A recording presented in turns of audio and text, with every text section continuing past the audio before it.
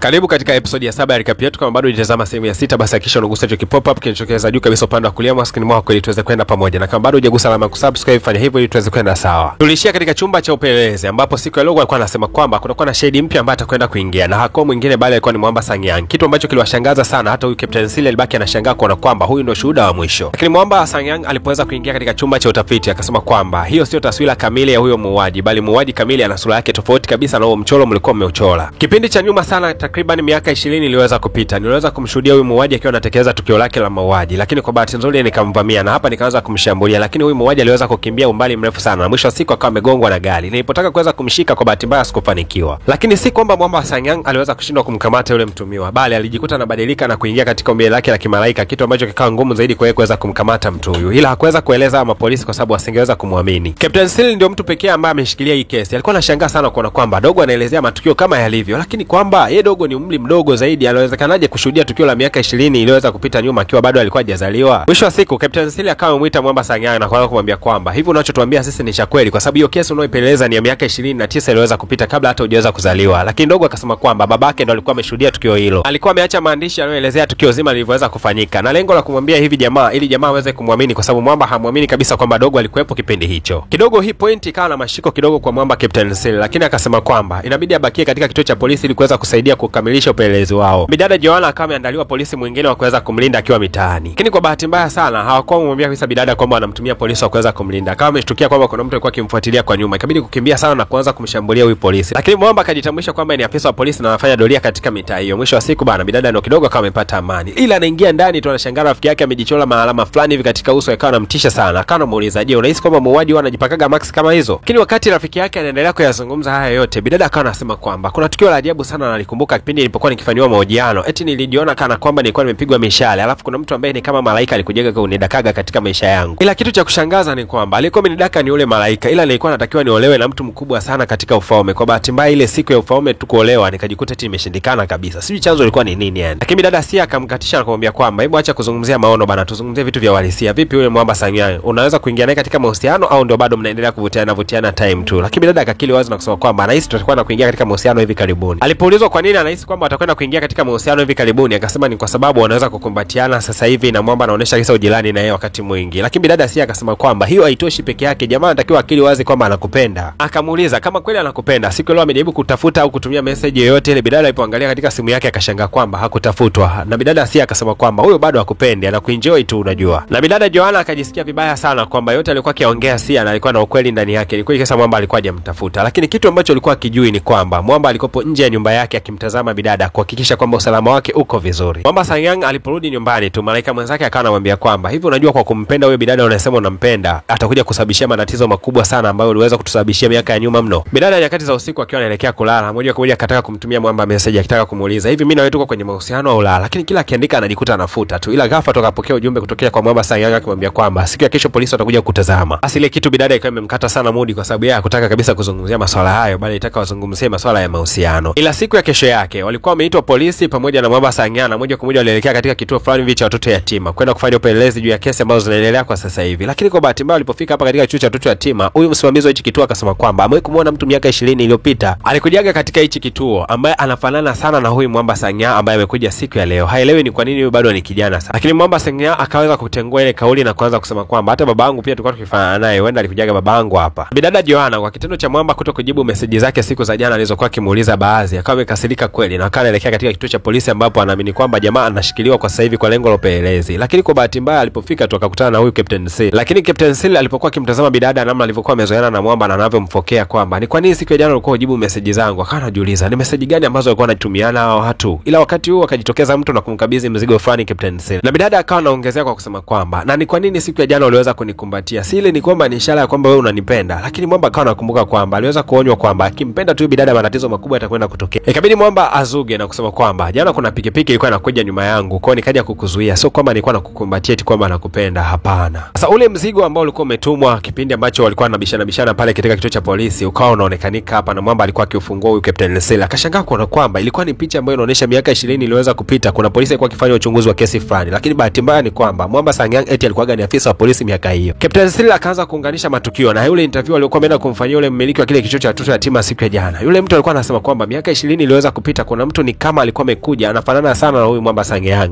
Sil akataka kuanza kumdadisi huyu Sangyang kujua utambulisho wake kamili, huyu jamaa ni nani na kwa nini mpaka dakika hii ni kijana ikiwa miaka 29 aliweza kupita aliweza kuonekana kwa uhalisia wake kabisa ule ule. Hasa wakati anatoka tu aliweza kukuta bidada akiwa anaongea na mwamba Sangyang, lakini wakati huo bidada alikuwa amekasirika sana kwa sababu mwamba alisema kwamba hampendi. Kabidi bidada Sangyang kumwambia Captain Sil, naomba unipeleke nyumbani ili amsababishe mwamba aweze kuona wivu. Lakini mwamba Captain Sil alipoweza kumfikisha bidada nyumbani hakutaka kabisa kulemba mambo, akamueleza bidada kwamba sihitaji muingie katika mahusiano na huyu mwamba Sangyang mapema kabisa. Unatakiwa kufanya uchunguzi sana kwa sababu jamaa ni kama kuna kitu cha siri ambacho kinaendelea nyuma ya pazia. Na baada ya bidada kuambiwa wale maneno akarudi kabisa nyumbani. Mwisho wa siku akatimba katika kibaa fulani kiko jirani hapa, akawa anakunywa sana pombe akiwa anafikiria sana juu ya maneno aliweza kuambiwa na huyu Captain Sil. Lakini ghafla tu Captain Sil akatimba katika mitaa hiyo hiyo kisha akaanza kuongea na bidada, lakini kumbe mwamba Sangyang alikuwa akiwatazama kwa mbali sana. Na tena alikuwa akipata wivu sana kwa hayo yote yanayoendelea. Mwisho wa siku bana akaona ni vyema tu awapige mishale ya upendo ili watu wawili waweze kuoana. Lakini baadaye akakuta moyo wake unamlaumu na kuambia kwamba hapana bana, hutaki kufanya hivyo, hupaswi kufanya hivyo. Lakini baadaye wawili wale walikuwa wametoka kulewa sana huko, wametoka kutabasamu sana. Mwisho wa siku mwamba akampeleka yule mtoto wa kike nyumbani. Lakini alipoweza kumfikisha tu bidada akashindwa kabisa kutulia pale nyumbani, akawa ondoka na kuelekea moja kwa moja nyumbani kwa mwamba Sangyang. Kisha akaanza kusema kwamba katika maisha yangu ya baadaye mimi nitakuja kuwa malaika ujue. Wewe kama unanipenda bora unipende sasa hivi. Akawa anampiga mwamba kisi. Wewe mimi nakupenda sasa hivi. Nipende sasa hivi ninapokuja kuwa malaika na kusaidia mambo mengi sana kwa sababu mimi naona kabisa kuna malaika kando yangu. Mwamba Sangyang kwa kutumia fursa hii mwisho wa siku akaamua kumpiga kisi bidada kwa sababu kila wakati anaona kwamba bidada anajipendekeza hapo anashindwa kuitumia fursa hiyo vizuri. Hasa siku ya leo bana katika kituo cha polisi kuna wanandoa wawili walikuja hapa wana ugomvi sana kwenye ndoa yao. Mwana watu wanaga sana manundu, yani ugomvi wao unakuwa gani mkubwa kweli kweli na wanapigana kweli kweli, yani si mchezo. Lakini baada ya siku mbili tena wanapatanaga. Hasa mwamba Sangyang akachukua bunduki yake ya upendo na kisha akapanda juu kabisa ya ghorofa akamlenga mwanaume akaanza kumpenda mke wake hapo hapo kituo cha polisi. Lakini alipotaka kumlenga na huyu mwanamke ghafla tu akasikia kwamba upo chini ya ulinzi. Ile kugeuka nyuma yake anakuja kugundua kwamba ni Captain Sil.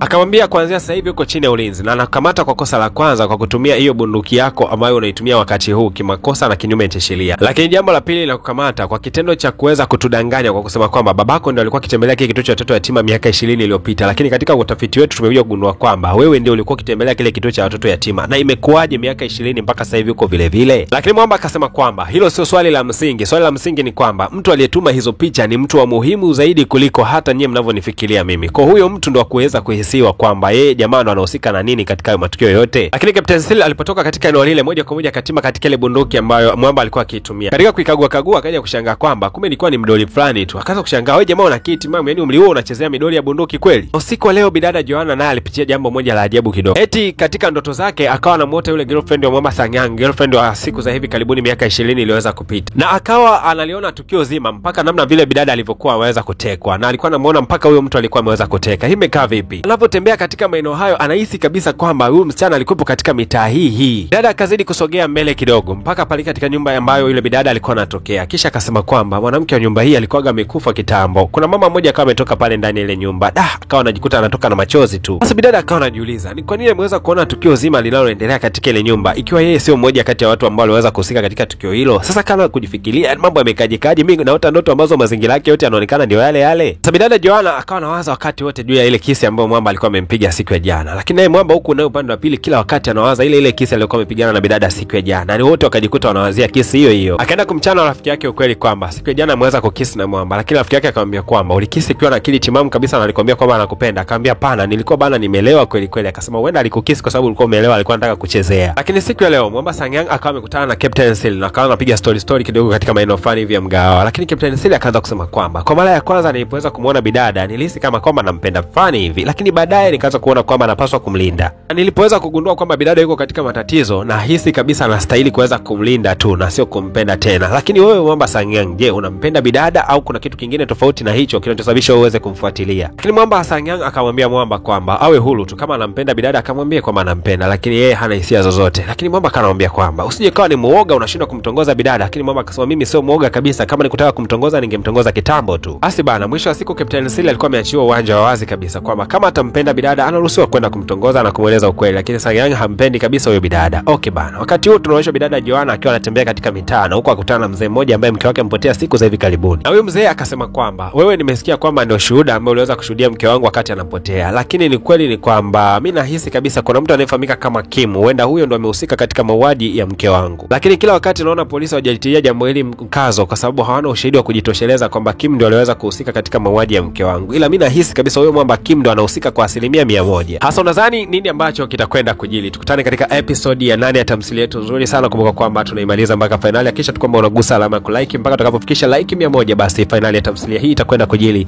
Mara baada ya kutokea katika tamthilia hii tutakupa na vipande kadhaa ambavyo itakwenda kuhitimisha tamthilia yetu.